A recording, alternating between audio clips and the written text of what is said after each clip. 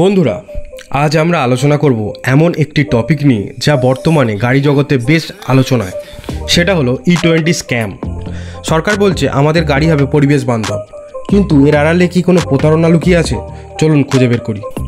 E20 মানে হলো 20% ethanol আর 80% petrol, এদের মিশ্রণ। সরকার দাবি করছে এই মিশ্রণ ব্যবহার করলে দেশের জ্বালানি খরচ কমবে, কৃষকেরা লাভবান হবেন আর দূষণও কিছুটা কমবে। 2025 সালে E20 ফুয়েল চালু করার ঘোষণা দেওয়া হয়েছে। অনেক নতুন গাড়ি কোম্পানি বলছে তাদের ইঞ্জিন নাকি E20 ক্যাপাবল, কিন্তু প্রশ্ন হলো বাস্তবে কি সেটা সত্যি? যেসব গাড়ি পুরনো সেগুলোতে ইথানল মিশ্রণ দিলে ইঞ্জিনের সমস্যা দেখা যেতে পারে, ফুয়েল পাইপ নষ্ট হয়ে যায়, মাইলেজ কমে যায়, গাড়ির পারফরমেন্স কমতে থাকে আর দীর্ঘমেয়াদে ইঞ্জিনের লাইফও কমে যায়। E20 স্ক্যামের মূল জায়গা হলো সরকার বলছে কৃষকেরা আখ বিক্রি করে লাভবান হবে, কিন্তু বাস্তবে আখের দাম ঠিকমতো পাচ্ছেন না।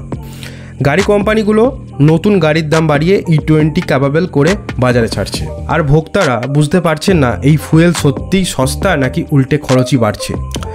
ব্রাজিল, আমেরিকার মতো দেশে ইথানল মিশ্রিত জ্বালানি বহু বছর ধরে চলছে, কিন্তু সেখানে গাড়ি তৈরি হয় স্পেশাল ইঞ্জিন দিয়ে। আর ভারতে অনেক গাড়ি এখনও পুরোপুরি রেডি হয়নি।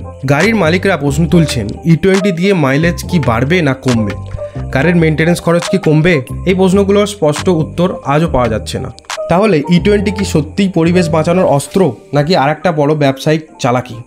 এখনও হয়তো সঠিক উত্তর পাওয়া কঠিন, তবে নিশ্চিতভাবে বলা যায় যদি সাধারণ মানুষ আর কৃষকের স্বার্থ দেখা না হয় তাহলে এই প্রজেক্টও E20 স্ক্যাম নামেই পরিচিত হবে। বন্ধুরা, আপনারা কি মনে করেন E20 আমাদের জন্য আশীর্বাদ নাকি অভিশাপ?